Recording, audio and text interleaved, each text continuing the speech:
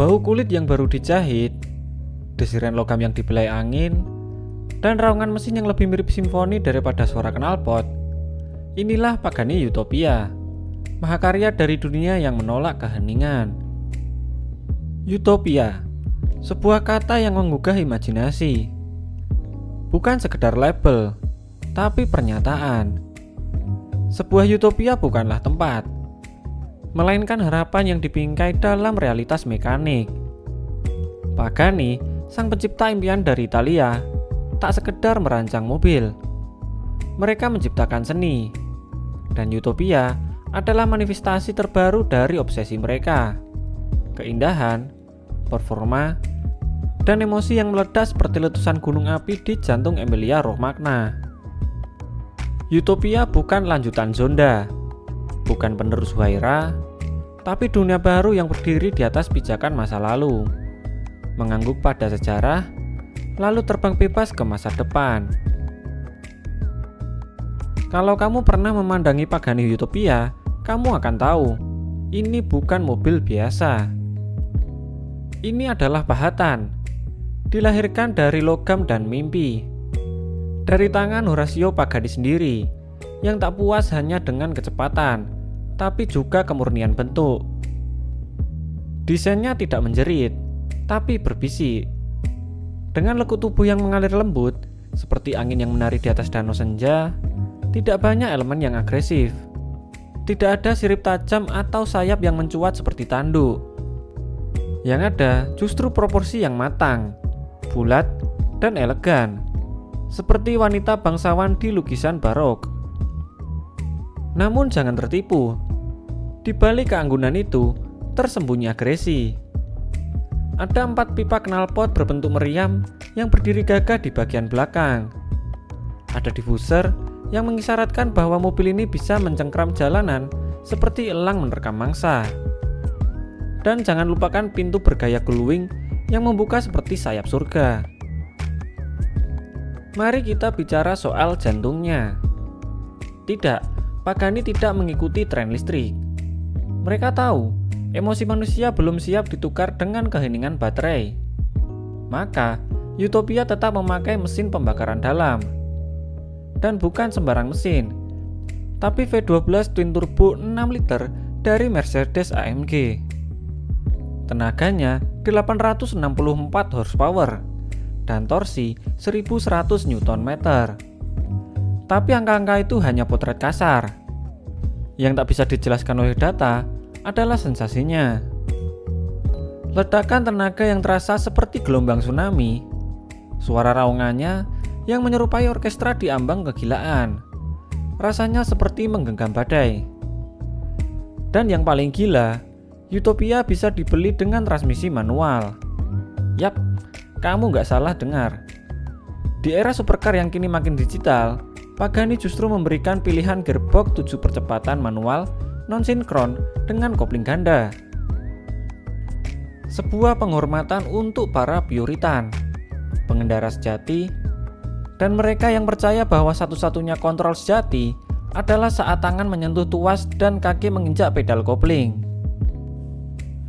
Begitu kamu masuk ke dalam kabinnya, kamu nggak akan merasa seperti di dalam mobil, tapi seperti masuk ke dalam jam tangan mewah Swiss yang membesar 100 kali lipat.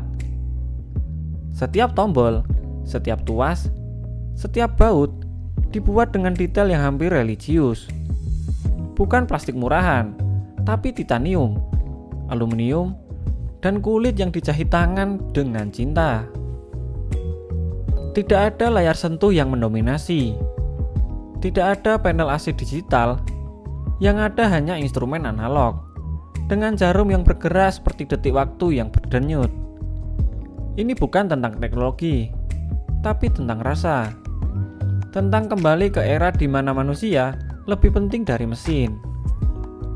Bahkan, pedal-pedal dari linkage transmisinya terekspos, seperti otot di bawah kulit. Kamu bisa melihat mekanismenya bekerja saat mengganti gigi. Sebuah tarian kecil dari logam dan gravitasi. Horacio Pagani bukan hanya insinyur, dia adalah seniman. Dan setiap mobil yang ia buat lahir dari filosofi yang dalam. Seni dan teknik harus seimbang, tidak bisa hanya satu. Maka, utopia bukan hanya tentang menjadi tercepat, tapi juga paling indah, paling jujur. Pagani tidak pernah tergoda untuk mengejar angka kosong. Mereka tahu, yang membuat mobil abadi bukanlah catatan waktu di Nürburgring, tapi perasaan yang ditinggalkannya. Bagaimana ia membuatmu menoleh, dan bagaimana ia membuatmu bermimpi.